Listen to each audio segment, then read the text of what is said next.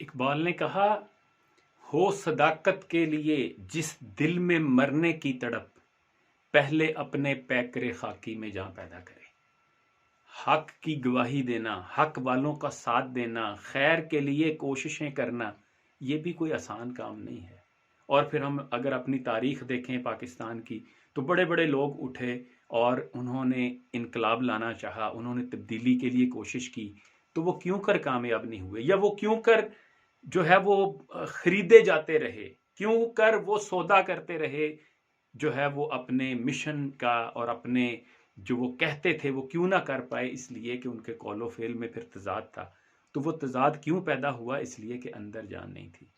تو جس نے کوئی صداقت کے لیے اٹھنا ہے، مرنا ہے، لڑنا ہے، اس کے لیے ضروری ہے کہ وہ پہلے اپنے پیکر خاکی میں جان پیدا کرے، پہلے اپنے اندر اتنا ایمان تو پیدا کرے کہ وہ انقلاب لا سکے۔